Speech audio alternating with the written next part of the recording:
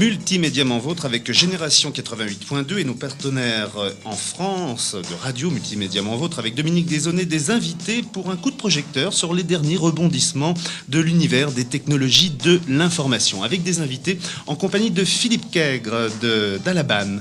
Alors, donnons une bonne définition d'Alaban. Qu'est-ce que c'est exactement ?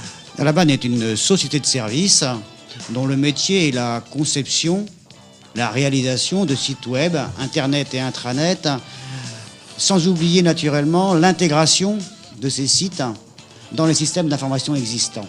Alors vous avez aussi un petit slogan, Internet n'est pas une mode, mais un outil. Ça veut dire quoi ? Un outil, c'est quoi ? C'est un moyen de diffuser l'information, je dirais avec la règle des 3C que j'apprécie particulièrement. Les 3C, c'est quoi ? C'est le contenu, la communauté virtuelle et le commerce électronique. Autre invité avec Daniel Ishbien, qui est journaliste, écrivain, et qui va bientôt sortir un tout nouveau bouquin qui concerne la cyberculture. Est-ce qu'on peut dire que ce terme de cyberculture est un peu galvaudé ? Non, pas du tout, non. Non, c'est la cyberculture, ça existe. En fait, c'est la culture de cette génération. En fait, c'est la culture de cette fin de siècle.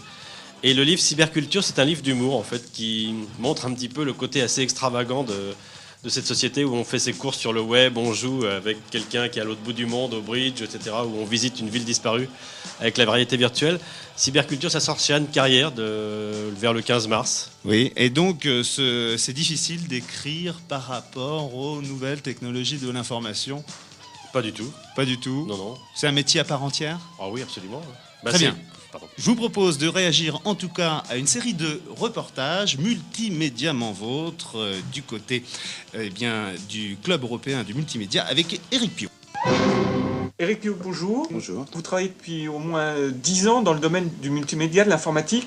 On parle de plus en plus de nos jours de nécessité de protéger les créations européennes, les créations françaises. Est-ce que dans le domaine du multimédia aussi, il y a le risque d'une vague déferlante américaine ou au moins anglo-saxonne ? Déjà, moi, je suis contre toute notion de protection. Je crois qu'être protégé, c'est pas forcément permettre une création supérieure, c'est imposer une création qui ne plairait pas forcément au grand public. Donc les notions de contrôle, de canalisation, moi, j'y suis guère favorable. Néanmoins, je pense que, à l'instar de ce qui se fait dans le cinéma, il est fortement question qu'un jour ou l'autre, il y aura effectivement une protection, une favorisation des productions européennes.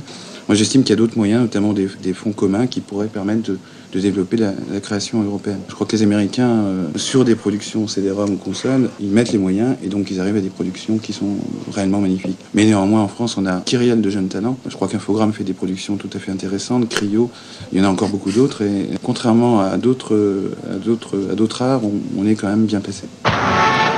On a l'impression en tout cas qu'il a le souci d'une certaine hégémonie américaine en matière à la fois de droit électronique et en tout cas de production. Vous êtes d'accord avec Éric Piot ? C'est un peuple qui a tendance à l'hégémonie, c'est clair, mais c'est aussi par rapport à nos pays latins et également par rapport aux pays anglo-saxons, mais surtout par rapport aux pays latins, ils ont à peu près 2 ans d'avance par rapport à nous en termes de technologie et en termes d'utilisation. Et ils ont compris bien avant nous que le contenu était absolument capital. C'est une avance avant tout technologique. Alors, ils ont une avance technologique très clairement, mais il est vrai que leur volonté d'hégémonie est très très forte, c'est clair. Bon. Daniel Ishbien, on sait aussi que vous avez été biographe de Bill Gates. Oui, je suis toujours. Vous l'êtes toujours. Oui. C'est un bon représentant de l'hégémonie, entre guillemets, on va le dire, américaine. L'hégémonie, qu'est-ce qu'on veut dire par hégémonie ? Est-ce que c'est au sens cinématographique, au sens des jeux vidéo, etc. Il n'y a pas vraiment d'hégémonie. C'est beaucoup plus vrai dans le cinéma, c'est vrai dans la musique, mais il y a quand même une très très forte résistance des arts des autres pays. Je ne la vois pas encore, cette hégémonie. Au niveau musical, plus de 50% de la musique qui se vend dans le monde n'est pas américaine. Et au niveau du multimédia, on peut dire que c'est l'inverse. Au niveau du multimédia, il y a une très très forte domination américaine qui est liée au fait qu'il y a une beaucoup plus grande compréhension de ce qui est en train de se passer. Ce qui se passe dans des pays comme la France ou comme l'Europe, c'est qu'il y a véritablement un niveau qui est proche de, comment on pourrait dire, c'est une incompréhension qui est presque pathologique de ce qui est en train de se passer. Moi, je pense qu'Internet, c'est déjà le chapitre d'avant et que les Américains sont déjà passés à l'étape d'après, les Japonais aussi. Oui. L'étape d'après, c'est la robotique, c'est la nanotechnologie, c'est-à-dire de faire des ordinateurs à partir de l'atome, c'est de créer des objets intelligents. Ces choses-là sont déjà en route. Je veux dire, il y a des laboratoires aux États-Unis comme le Media Lab qui travaillent sur les chaussures qui vont vous apprendre à danser. C'est déjà l'étape d'après. En France, on en est au train de se dire « Ouh là là, il faut qu'on rattrape Internet », mais on est déjà dans le train d'avant.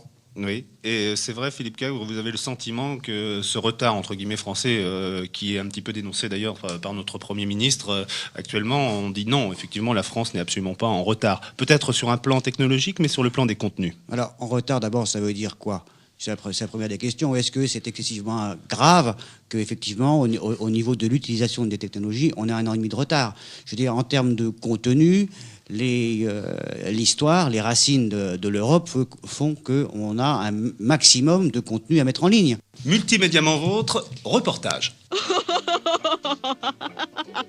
On peut en rire. Qu'est-ce qui est plus fort que la télé, la radio, l'internet, les CD-ROM, le livre ou votre journal préféré? C'est la Convergence, l'association de tous les supports. La Convergence était au cœur des débats au MILIA, le marché international du multimédia à Cannes.